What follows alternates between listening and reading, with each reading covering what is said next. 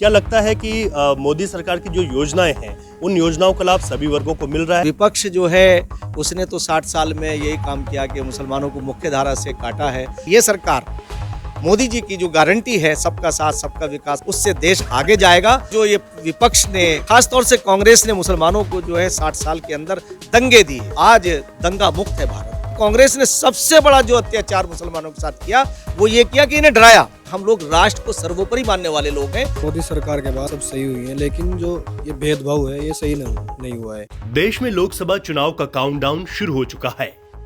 भाजपा को इन चुनाव में पूरे देश में सभी से ज्यादा ताकतवर पार्टी के रूप में देखा जा रहा है। उधर विपक्ष मोदी सरकार पर धर्म की राजनीति करने का आरोप लगा रहा है। चुनाव से पहले राम मंदिर के मुद्दे को भी विपक्ष ने खूब भुनाने का काम किया। मुस्लिम समुदाय के प्रति बीजेपी पर विरोधी पार्टी के रूप में विपक्ष आरोप लगाता रहा है, लेकिन धरातल पर हकीकत क्या है? क्या वाकई में भाजपा मुस्लिम विरोधी पार्टी है? इस सवाल के जवाब के लिए ग्राउंड पर मुस्लिम समुदाय के लोगों से ही इन तमाम सवालों के जवाब सही और सच्चे मिल सकते हैं। सवाल कई हैं। मोदी सरकार की योजनाओं को लेकर क्या कहता है मुस्लिम समाज? ग्राउंड पर मुस्लिम समुदाय के लोगों का लोकसभा 2024 को लेकर राय क्या है? विपक्ष की मोदी सरकार पर धर्म की राजनीति वाले आरोप पर मुस्लिम समुदाय की पीएम मोदी को लेकर राय क्या है? क्या मुस्लिम समुदाय के लोगों को मोदी सरकार की योजनाओं का लाभ मिल पाया है? इन्हीं सब सवालों के जवाब पर हमारी ये खास रिपोर्ट देखिए। अब लोकसभा चुनाव करीब हैं और ऐसे में खास तौर पर जो विपक्षी पार्टियां हैं वो ये आरोप लगाती हैं कि मोदी सरकार में जो मुस्लिम समाज है उसकी अनदेखी कहीं ना कहीं की जाती है। तमाम ऐसी योजनाएं हैं जिनसे वो छूट जाते हैं और एक विशेष समुदाय विशेष की तरफ जो है ये सरकार चलती है। लेकिन इस वक्त देहरादून के मेहूवाला पर एक मदरसा है और उस मदरसे में मौजूद हूँ जहाँ पर आप छोटे छोटे प्यारे बच्चों को भी देखेंगे और उनको जो पढ़ाने वाले जो उलेमा है वो भी यहाँ पर इस वक्त मौजूद हैं, उनको भी आप देखेंगे। हकीकत क्या है ग्राउंड पर, किस तरीके से जो मुस्लिम समाज है वो सोचता है मोदी सरकार की योजनाओं को लेकर, 2024 के लोकसभा चुनाव को लेकर और आगे किस तरीके से वो सोचते हैं, जो योजनाएं हैं उनका कितना लाभ पहुंचा है। मैं शुरुआत करता हूं सर आपसे।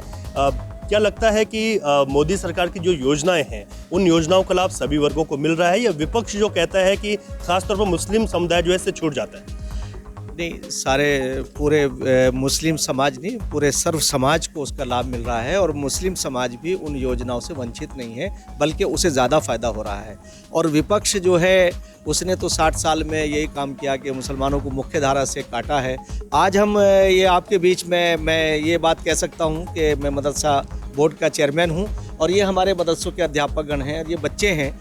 आप अपनी नज़र से आप देख सकते हैं कि ये सब गरीबों के बच्चे हैं। ये वो बच्चे हैं जो कहीं नहीं पढ़ सकते और इन्हें हमारे ये लोग बड़ी मेहनत करके अपने पूरी ताकत लगा करके इन बच्चों के लिए एजुकेशन का इंतज़ाम कर रहे हैं। हमने इनके लिए एनसीईआरटी का कोर्स लागू किया ताकि ये बच्चे और बच्चियां कल निकल करके, देखिए कितने प्यारे से बच्चे हैं, आप एक नज़र डालिए, देखिए जैसे इनके चेहरों पे जब ये बच्चे आगे जाएंगे, ये डॉक्टर बनेंगे, ये इंजीनियर बनेंगे, तो ये देश की सेवा करेंगे और देश की सेवा करने के बाद मैं समझता हूं कि देश जो है वो आत्मनिर्भरता की तरफ जाएगा और 2047 में जो हमारे माननीय प्रधानमंत्री श्री नरेंद्र मोदी जी का एक सपना है वो साकार होगा।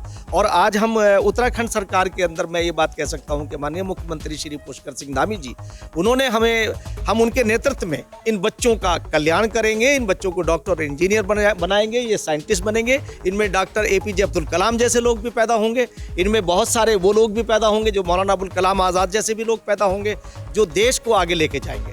सब जैसे आपने इन बच्चों की बात की है, मोदी सरकार की जो योजनाएं हैं उनसे सीधा लाभ कैसे बच्चों को मिल पा रहा है? कितना आप देखते हैं कि मदरसा कितना बदला है जिसमें गरीब बच्चा पढ़ता है?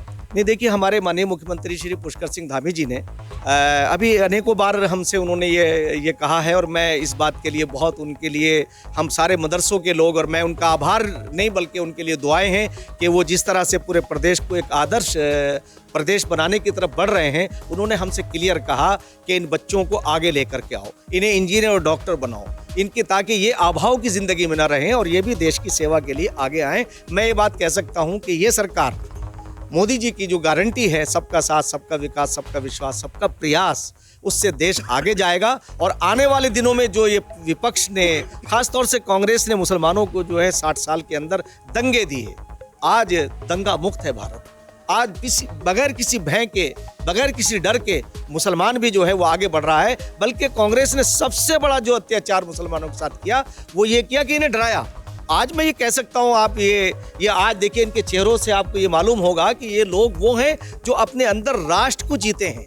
आज राष्ट्रवाद की बात करने वाले, हम लोग राष्ट्र को सर्वोपरि मानने वाले लोग हैं। और आदरणीय प्रधानमंत्री श्री नरेंद्र मोदी जी ने जिस तरह से राष्ट्रवाद को आगे बढ़ाया है, मुसलमान उससे वंचित क्यों रहेगा। तो हमने ये तय किया कि हम मदरसों में जा के, गलियों में, और आप लोगों के जरिए से हम मुसलमानों को भी बताएंगे कि 2024 में हम मोदी जी बड़ी तादाद में जीत के आएंगे। और मैं ये बात कह सकता हूँ, मेरी भविष्यवाणी है कि अब मोदी जी के कामों की बिना पर मोदी जी की तरफ लोगों का रुझान बढ़ रहा है, मित्रता बढ़ रही है। आने वाला इलेक्शन जो 2024 का होगा, उसमें मुसलमान बढ़ चढ़ करके मोदी जी को वोट भी करेगा। उन्हें दूसरी बार प्रधानमंत्री भी देखना चाहता है और वो प्रधानमंत्री बनेंगे। देखिए, अब यही हम चेक कह रहे हैं कि सबका साथ सबका विकास जो बात भाजपा कर रही है वो हकीकत क्या है। सर, आपका क्या नाम है? हिफ्ज़ुर रहमान। रहमान साहब, क्या लगता है आपको कि कुछ ऐसी योजनाएं जिनको आप देख पाते हैं कि धरातल पर उतर रही हैं, और जो आप, क्योंकि कांग्रेस को आरोप लगाते हैं कि धर्म विशेष की राजनीति होती है, समूम साहब कह रहे हैं कि नहीं, ऐसा नहीं है, आपको क्या लगता है? देखो, ये योजना भी बहुत अच्छी चल रही है और जी काम भी बहुत अच्छे करा रहे हैं। पुल वगैरह, ये रोड, इन पर बहुत ध्यान दिया जा रहा है और बहुत वो मिल रही है सुविधा। यानी कि जो सड़कें हैं, जो पुल हैं, वो सभी के लिए बन रहे हैं, उसमें कोई धर्म विशेष की बात नहीं है। कुछ और लोग हमारे साथ मौजूद भी हैं। आपका क्या नाम है? अब्दुल हन्नान। अब्दुल भाई, क्या लगता है कि लोकसभा जो चुनाव अब बहुत करीब हैं, ऐसे में क्या लगता है कि इस बार किसकी सरकार आएगी, और क्यों आपको लगता है कि जो सब तमाम लोग कह रहे हैं कि मोदी सरकार जो है सभी वर्गों का विशेष ख्याल रखती है, क्या आपको भी ऐसा लगता है? नहीं, देखो, सरकार तो कोई सी भी हो, खुद को जाना कमा के खाना है ज़िंदगी भर, लेकिन यह आपस में प्यार, मोहब्बत और भाईचारगी होनी चाहिए। सरकार कोई सी भी हो, हमें इस बात से कोई लेना देना नहीं है। और हाँ, रहे ये कि जहाँ ना भेदभाव की बात, भेदभाव की जाए बिल्कुल ख़त्म हो जानी चाहिए। आपस में प्यार मोहब्बत होना चाहिए। पूरे मुल्क के अंदर अमन, चैन, सुकून ये होना चाहिए।